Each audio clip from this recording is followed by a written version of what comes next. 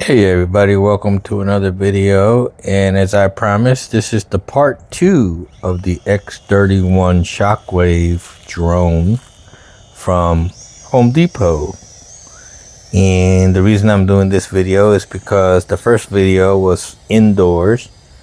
This is the video of the outdoor use of the drone, and this is to demonstrate the range and how far it can fly from the controller, how high and how far. Okay,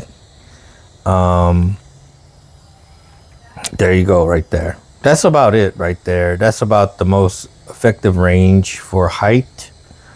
Any higher and you start to lose control, as the drone itself is so light that any slight breeze will drift the drone away, and the power of the propellers is usually not enough to actually fight the breeze or the wind to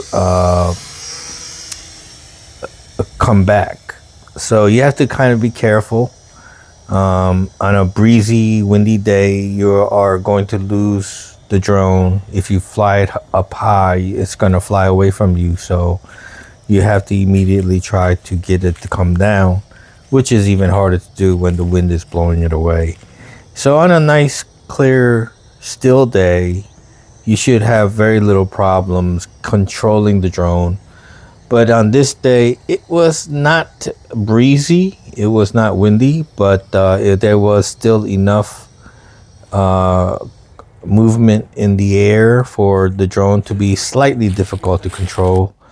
But as you can see here, it has a range of about, the literature says about 300 some feet, but in actuality, I think it's more of like a, close to 200 maybe effective range.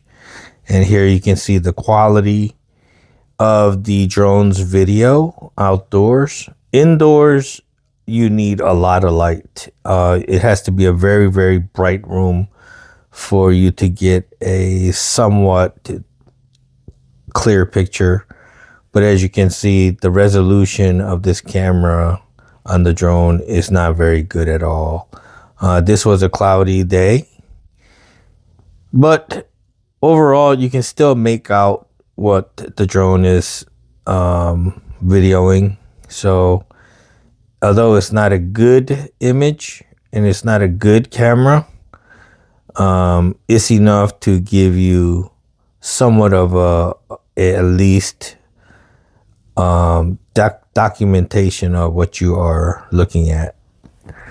All right, so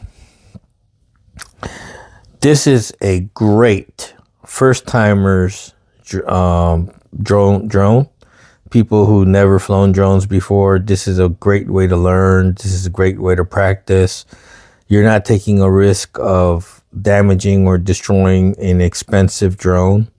This is only about $30 to $45 drone, depending on where you buy it and if you catch it on sale.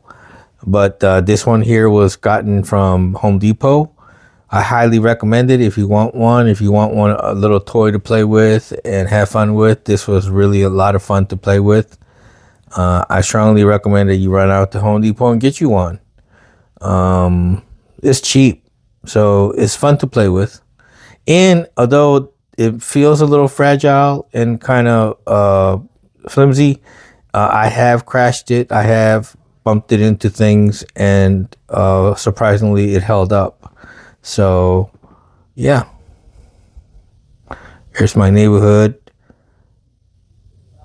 Yeah. Just playing with the drone, making it spin and stuff like that. Yeah. That's it. Thanks for watching. Please like and subscribe. See you on the next one.